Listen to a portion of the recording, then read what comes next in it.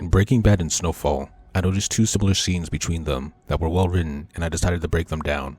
I'll call the technique that they use the high card gamble, because the hero had a horrible set of cards, yet they found a way to win the round. Breaking Bad has Walt versus Gus. The build-up to the scene is that two of Gus's men killed a child. Jesse, having a soft spot for children, decided to go kill the two men.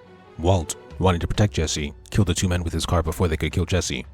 In the scene, Walt, Gus, Mike, and Victor meet out in the desert to discuss this. Walt has nowhere to run, was checked for a gun, was outnumbered, and was outskilled. Gus was considering killing him because he killed his men. Despite being dealt a bad hand, Walt comes up with a solution. When Gus asks him to explain, Walt starts by appealing to emotion and justifying their actions. Jesse tried to kill the two because they had killed an innocent kid, and he saved Jesse because he owed him. Walt also justifies Jesse's hard-headed logic by proposing the idea that Jesse thought Gus ordered the hit. Then he lies about Jesse being gone and says that's what Gus wanted anyway, which is kinda true. Then he appeals to logic and throws out two options: kill the duo, or forget Jesse and continue working with Walt, the greatest meth chemist. Being a pragmatic man, this works for Gus, for the time being.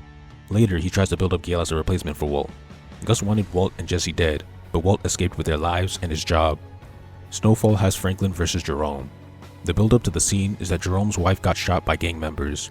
She was in the hospital, and Jerome wanted to get revenge, gathering guns and men to attack Manboy. Franklin didn't want this because he knew Manboy would be prepared and kill Jerome. Saint had a gun on him, but Jerome was an important ally and his family, so he couldn't kill him. Jerome was also bigger and stronger than him, so he couldn't physically force him to stop. Franklin was also injured and walking with a cane, so he's in no shape to fight anyway. Despite being dealt a bad hand, Franklin played what cards he had. He started by explaining that Manboy was 2 steps ahead and they'd die, but Jerome was seeing red. His words fell on deaf ears. With no cards left to play, he pulled something out of thin air. He stood in Jerome's way and challenged him to a fist fight he knew he'd lose. That way, he'd at least be able to tell his family that he did everything he could to stop his uncle. After beating him to the floor and hearing the speech, Jerome gave up and Franklin won. Unlike Gus, Jerome isn't extremely pragmatic, which is why logic couldn't get through to him.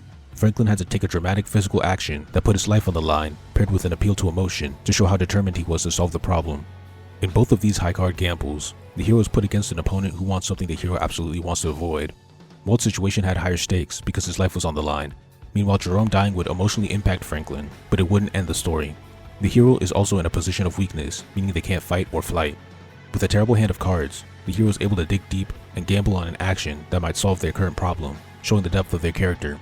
Walt's gamble showed how intelligent he was, but we've already seen his intelligence displayed multiple times. This is the first reason why I think Franklin's is better in this area.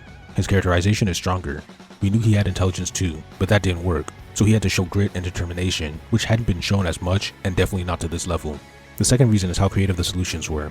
Walt just used basic pathos and logos, but Franklin took an unpredictable form of action that only meant so much because of the unique circumstances, which were his injury and inferior strength.